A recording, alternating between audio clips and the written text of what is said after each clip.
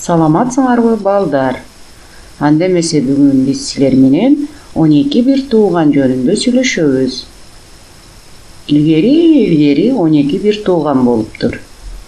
Биринчиси январь, экинчиси февраль, үчүнчүсү март, төртүнчүсү апрель, бешинчиси май, алтынчысы июнь, жетинчиси июль, сегизинчиси август, 9-су сентябрь, 10-су октябрь, 11-си ноябрь, 12-си декабрь.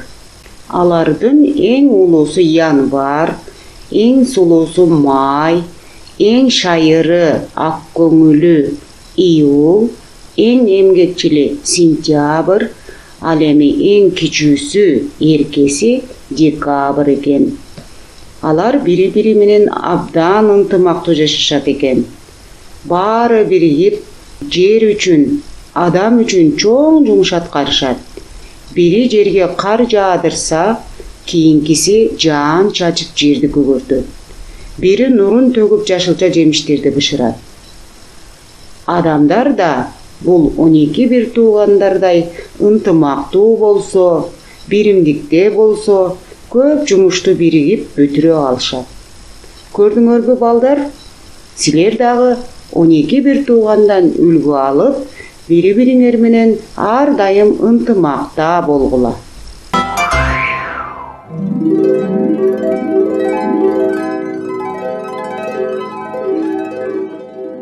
Балдар, 12 бир тууган жөнүндө жакшылап түшүнүп алдыңарбы? Анда эмесе тапшырмаларды аткарууга кезек келип жетти. Эми балдар, мен силерге 3 тапшырма беремин. Силер мен берген тапшырмаларды так, туура аткарганга аракеттенгиле. Анда эмесе биринчи тапшырманы жакшылап уккула. 12 айды 4 мезгилге бөлгүлө. Бөлүп алгандан кийин мен айткан январь эң улуусу, май эң сулуусу,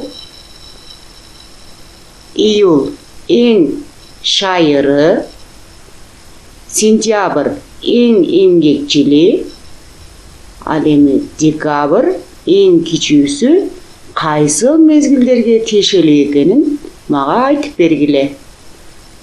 Бул биздин биринчи тапшырмабыз ооз-2 аткарылат.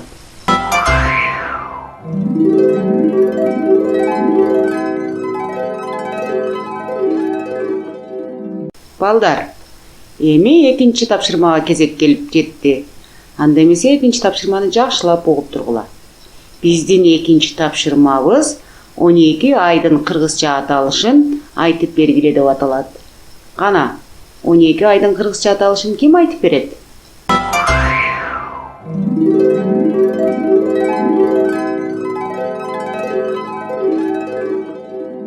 Балдар, анда эмесе биздин 3-чү тапшырмага кезек келип жетти.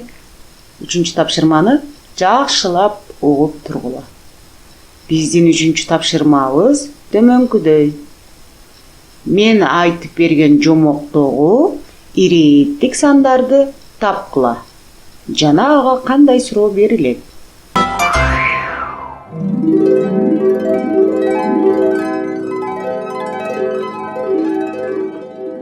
Балдар, мен берген тапшырмаларды аткарып бүттүңөрбү? Аткарып бүткөн болсоңор, алардын жоопторун эжекеңер текшерет. А мен болсо силер менен коштошом. Кийинки сабактардан көрүшкөнчө саламатта калгыла.